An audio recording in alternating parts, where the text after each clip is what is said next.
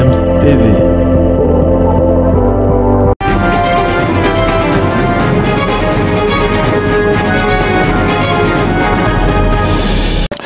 Merci de faire confiance à GFM TV. Vous êtes sur Sport Matin. Sport Matin de ce vendredi vous parlera donc de la Coupe d'Afrique des Nations Cameroun 2022, notamment l'arrivée de certaines délégations intercamerounaises. On a enregistré il y a, n'est-ce pas, quelques heures seulement l'arrivée du Nigeria, l'arrivée du Malawi, les Flammes du Malawi également. Et aussi, on parlera de l'arrivée des étalons du Burkina Faso qui ont pris leur quartier à Yaoundé. On abordera également le sujet, chers abonnés, lié à certains, n'est-ce pas, à certaines informations dans les états généraux des sélections déjà présentes ou encore qui s'apprêtent à rejoindre la terre camerounaise. Et puis, on va faire un tour du côté de la Mauritanie pour parler un peu de la Super Ligue mauritanienne de football et des résultats qu'on a enregistrés de ce côté-là. Sport Matin, c'est la CAN qui va, n'est-ce pas, primer l'actualité de l'information de ce vendredi. Restez scotchés, juste un petit break et puis je reviens derrière. GFM's TV. Bonjour, vous êtes sur GFM TV, vous écoutez Sport Matin. Sport Matin, c'est votre actualité sportive de la semaine. Et comme on est dans l'euphorie de la Coupe d'Afrique des Nations de football Cameroun 2022, nous y parlerons donc, nous allons donc aborder, n'est-ce pas, des sujets liés à cette compétition, notamment les Lions indomptables du Cameroun qui entament donc la Coupe d'Afrique des Nations ce 9 janvier face aux étalons du Burkina Faso en match d'ouverture.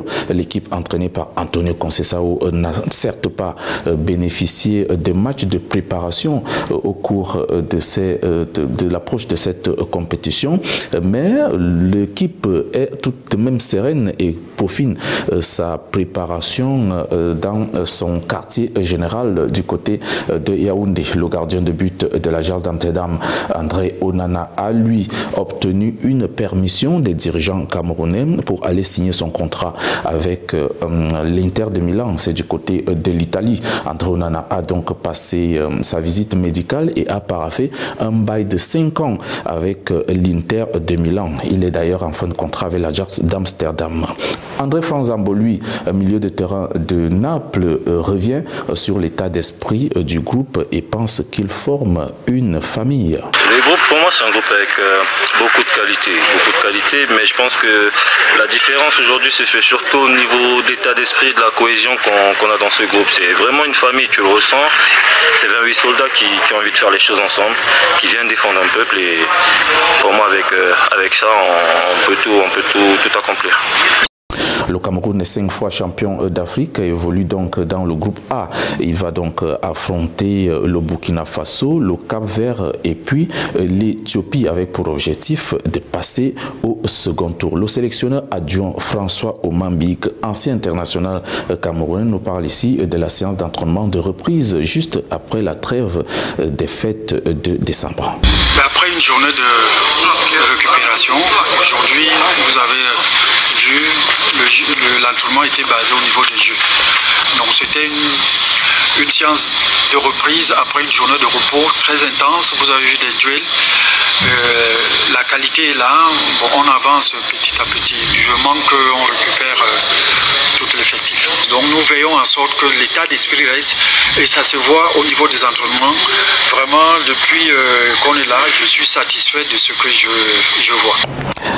Au Mali, par contre, le comité exécutif de la Fédération malienne de football, à travers son président Mamoutou Touré, a fait un appui financier de 15 millions de francs CFA à l'Association des journalistes sportifs du Mali et à l'Union nationale des supporters des Aigles du Mali. Cet appui va donc permettre, n'est-ce pas, à toutes ces parties d'encourager ou d'aller soutenir les Aigles du Mali du côté du Cameroun. Les 15 millions sont donc divisés comme il suit, 10 millions de francs pour l'association des journalistes sportifs maliens et 5 millions de francs pour l'Union nationale des supporters des Aigles du Mali. C'est donc ce mardi que la cérémonie de remise de chèques a eu lieu du côté du siège de la Fédération malienne de football. On va parler de l'arrivée des étalons du Burkina Faso au Cameroun. L'équipe entraînée par Kamou Malo a donc, n'est-ce pas, pris ses quartiers du côté de Yaoundé avec un effectif, n'est-ce pas, plein. Il faut noter que les étalons ont effectué leur première séance d'entraînement ce mercredi dans le terrain annexe du stade Olembe à Yaoundé. À 2 jours du match d'ouverture face au Cameroun, le groupe amené donc par Bertrand Traoré, le capitaine, est donc prêt, fin prêt, et pourra, n'est-ce pas, compter sur ses atouts pour pouvoir dompter les lions indomptables. Après les 2 matchs amicaux livrés en phase de préparation, donc le 0-0 contre la Mauritanie et la victoire 3-0 face au Gabon, le président de la Fédération burkinabé de football, Lazare Bansé, fait confiance à la jeune équipe qui est présente au Cameroun et pense que les étalons restent un véritable outsider dans cette compétition. Burkina aujourd'hui est un outsider sérieux pour cette CAN. Vous connaissez les favoris, c'est certainement l'Algérie, la Côte d'Ivoire, le Maroc, tous les autres pays. Mais je demeure convaincu que le Burkina a une carte à jouer parce que ça reste l'outsider le plus sérieux qui peut réserver des surprises. Notre ambition, dans un premier temps, c'est de faire partie de Caridas. Donc le premier tour, je pense qu'il est important que nous puissions le passer sans encombre. Et je pense que nous avons les moyens de nos ambitions avec l'équipe que nous avons aujourd'hui, une équipe très jeune, une équipe ambitieuse, qui a envie de donner, qui a envie de jouer. Et j'ai bon espoir que les résultats et les objectifs assignés à Kamou Malo et à son équipe seront atteints. Au Nigeria, les Super Eagles du Niger sont bel et bien arrivés au Cameroun dans la nuit de mercredi avec le total de leur effectif. Les protégés du sélectionneur Augustin Eguavoin ont donc pris leur quartier dans la ville de Garoua où ils évolueront dans le groupe D, 3 fois vainqueurs de la Coupe d'Afrique des Nations en 1980, 1994 ou encore 2003. Les coéquipiers de William Trost Ekong, le capitaine de la formation, vont en découdre avec l'Égypte, 7 fois champion d'Afrique, le Soudan et la Guinée-Bissau. Si leur buteur et star du Napoli, Victor Osimhen, est forfait pour cette Coupe d'Afrique des Nations de suite de blessures, Ahmed Moussa, le plus capé de la sélection avec 102 apparitions, est bel et bien présent pour apporter son expérience dans le groupe.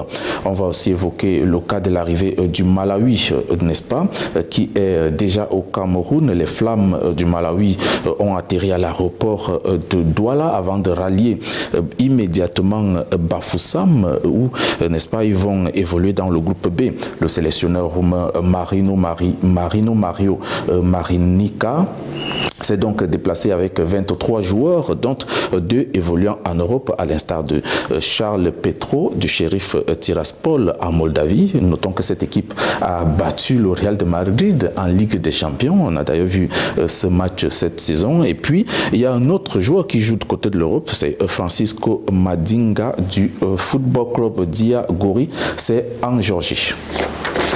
Parlons du championnat mauritanien de Super League Première Division. ASC Snim est venu à bout de FC Gourel 2-0. FC Tevrag Zeina a battu AS Armée 2-0. Transar AC a battu ACS XA 2-0. AS Douane et ASC Tijika ont fait égal 1 but partout. Une défaite, c'est celle de Kaidi Football Club, 1 but contre 4 face à AS Police. Et puis une autre défaite, c'est Nouakchott Kings qui est tombé à domicile face à AS Garde, 1 but contre 2. FC Noir du But et Azak Concorde joueront à une date ultérieure. Au niveau du classement, on va quand même faire le point de la première place de FC Tevrar Zeina avec 20 points en tête. Deuxième, FC Noirdibourg 19 points. Troisième, ASC Snim 17 points. Quatrième, Nouakchott Kings 15 points au même titre que Azak Concorde et AS Garde qui sont classés 5e et 6e au bas du tableau. On va évoquer la 13e place de AS Armée 6 points. La 14e et dernière place de FC Gourel Sangwe 6 points.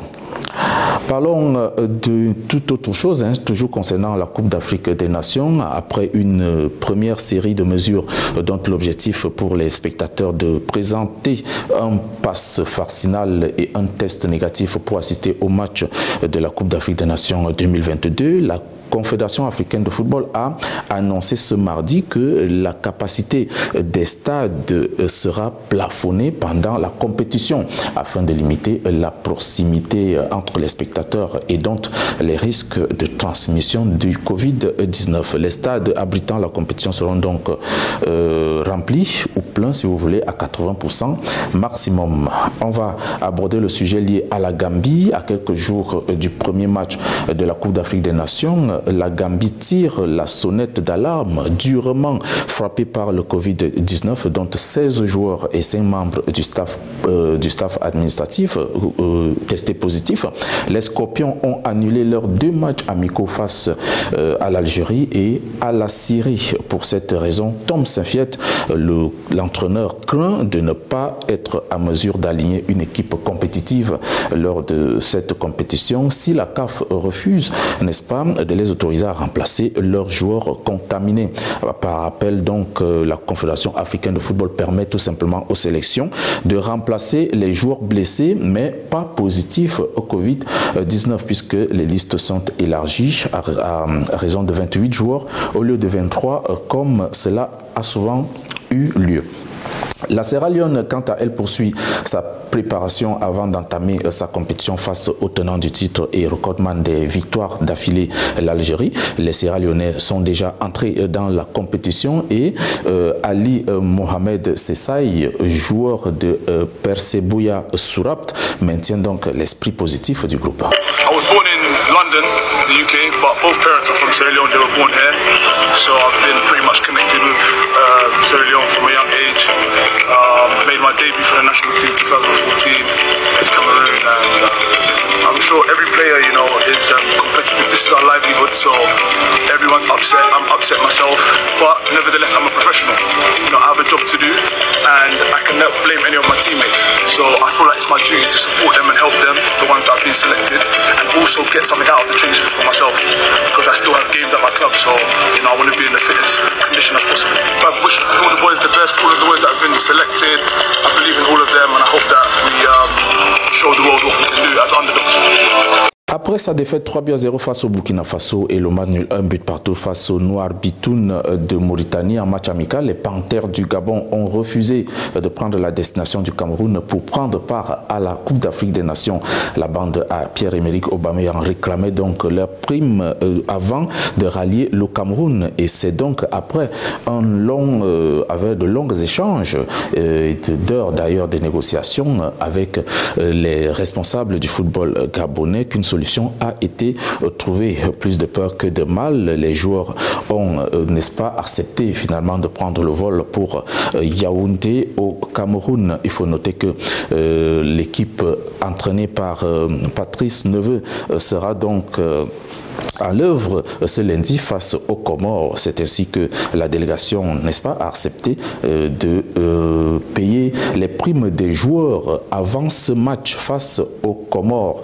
Les Gabonais avaient donc déjà failli boycotter le match amical perdu face au Burkina Faso 3-0, toujours à cause de ce sujet lié aux primes. Les Panthères sont dans le groupe C avec le Maroc, le Ghana et les Comores. Terminons, chers abonnés, notre page sportive de ce matin par une note triste.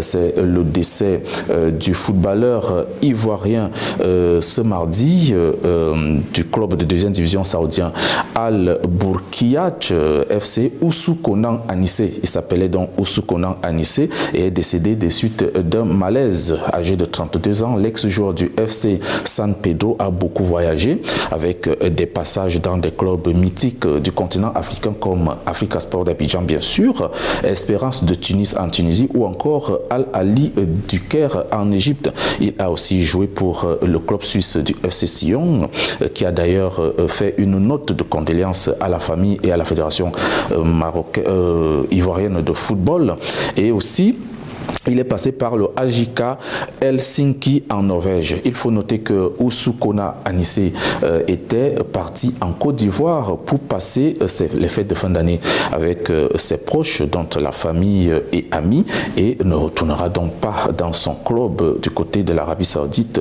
pour terminer sa saison. C'est terminé pour ce vendredi. Mesdames et messieurs, c'était Sport Matin. Abonnez-vous sur YouTube, Facebook ou Instagram et rendez-vous mardi prochain pour d'autres informations.